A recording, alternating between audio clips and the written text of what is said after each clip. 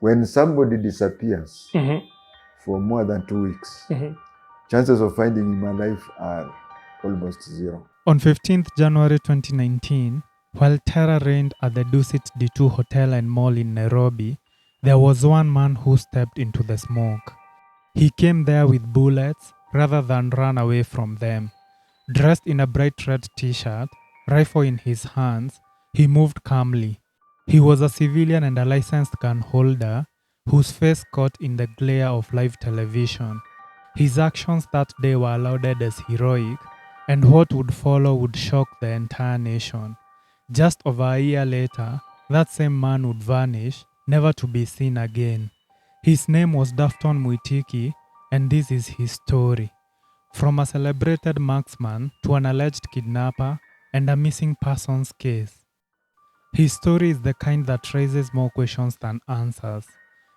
Hello and welcome to Dark Hour Docs, where we uncover the darkest crimes, the unanswered questions, and the shadows that refuse to fade. Today on Dark Hour Docs, we pull back the curtain.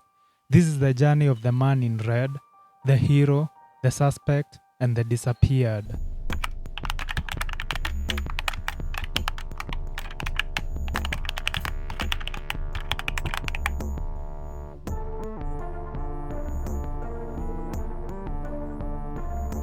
Before the headlines and the haunting mystery, Dafton Mwitiki's name lived quietly in the echo of gunfire across Nairobi's shooting ranges.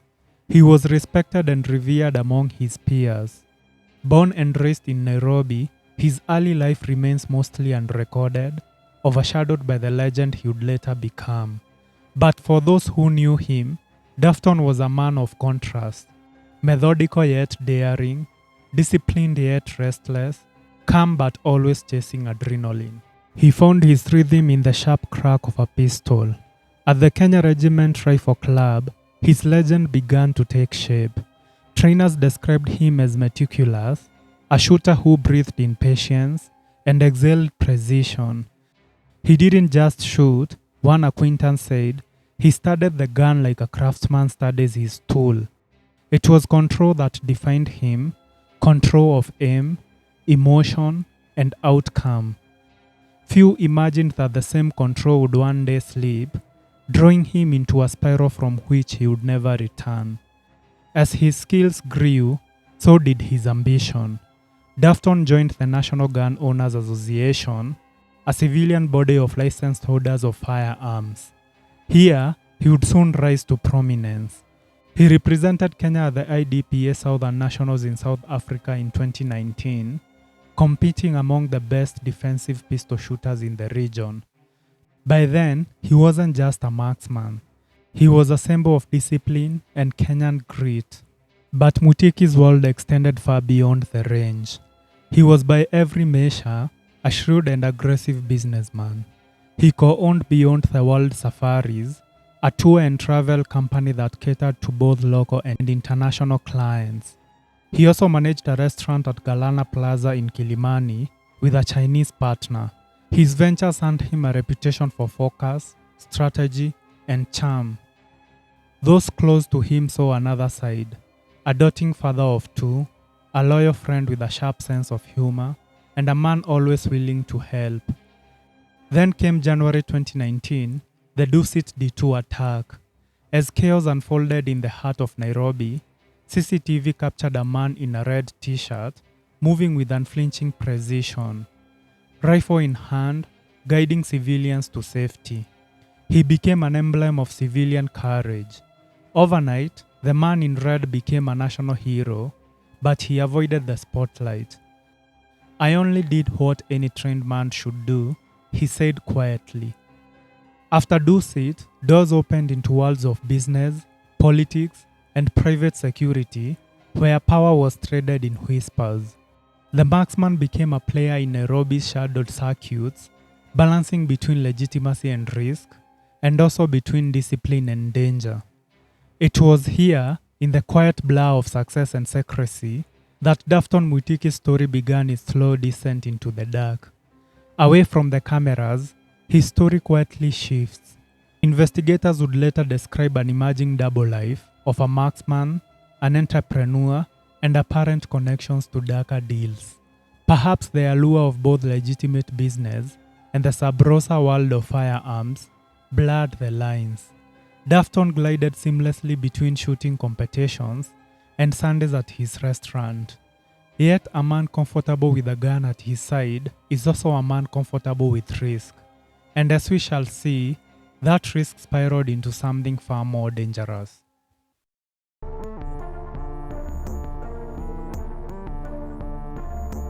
By 2020, a shadow had begun to creep over Nairobi's elite circles, a dark current beneath the city's glows of wealth and power.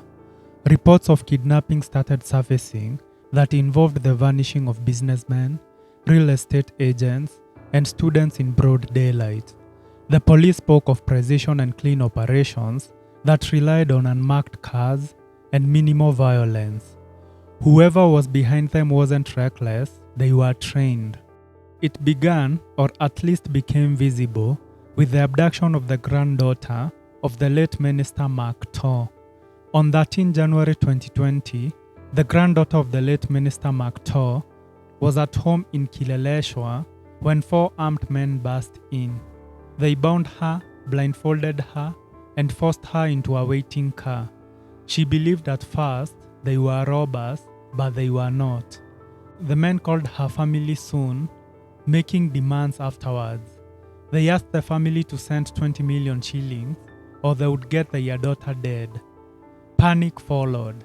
The family directly reached out to President Uhuru Kenyatta, who agreed to help.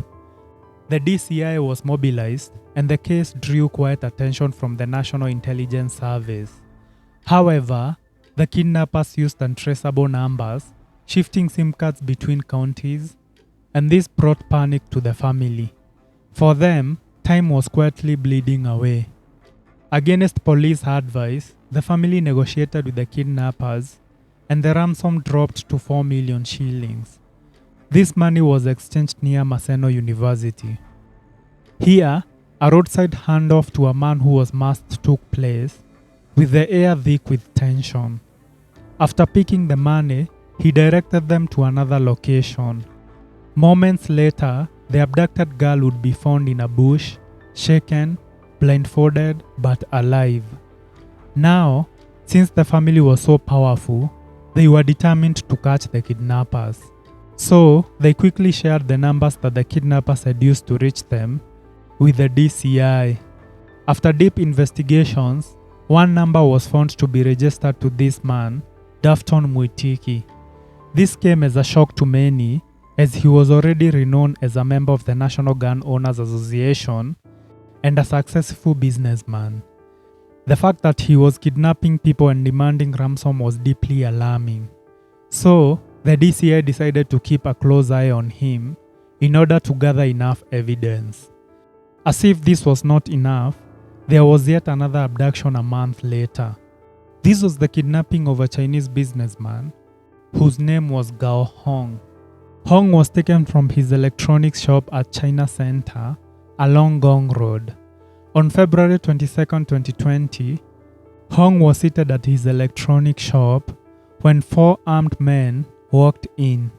His captors claimed to be DCI officers who bundled him into a waiting car. Instead of heading to the police station, Hong realized that he had been kidnapped and forced to offer his family contact information. They took him to a hideout in Dagoretti in house number 2199 at Santrak Estate. Here, he was held in the house and they demanded 100 million shillings in ransom. The family hurriedly informed the chairman of Kenya Chinese Chamber of Commerce, Mr. William Zuo. Mr. William reported this to the DCI and a rescue team was formed consisting of DCI and NIS.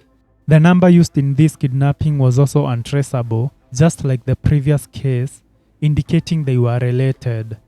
However, a breakthrough tipping off would later lead them to the compound in Dagoretti. The Special Service Unit of the GSU raided the compound with precision, where a shootout ensued. The Chinese businessman was rescued, and on the floor lay the bodies of 4 men who had abducted him.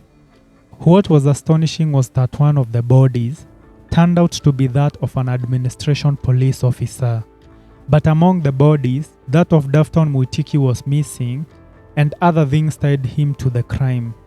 Among the clues recovered was a vehicle at the compound, rented under Mwitiki's name, and the same pattern used in the previous ransom cases. It is the owner of the car that gave away Dafton as the person who had hired it from him. At this point, the web of evidence had tightened firmly around Dafton. There had been 2 major kidnappings, both linking to his identifiers.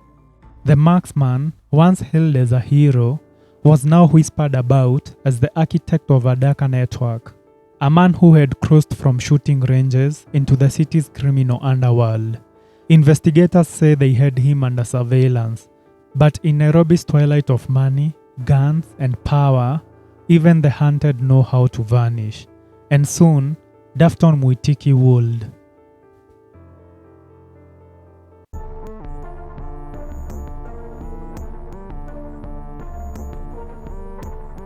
On 11th March 2020 at around 10 p.m., Dafton left his office in Galana Plaza in Kilimani.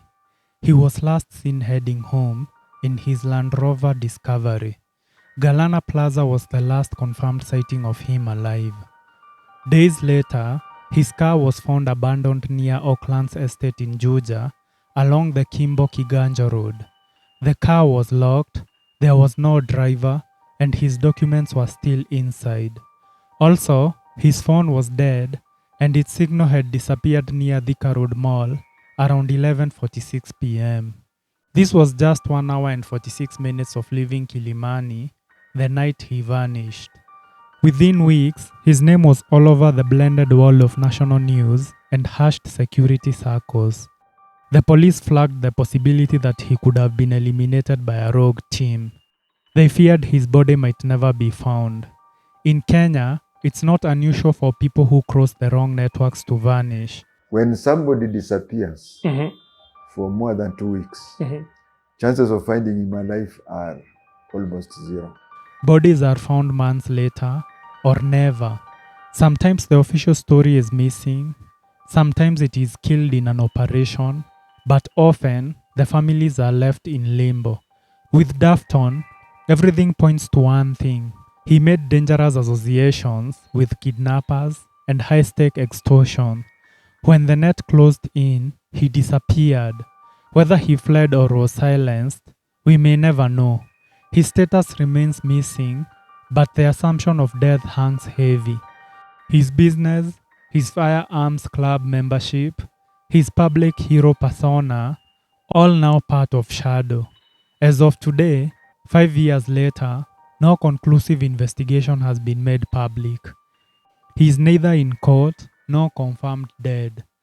His case stands as a warning. The hero in red can walk in dark corners.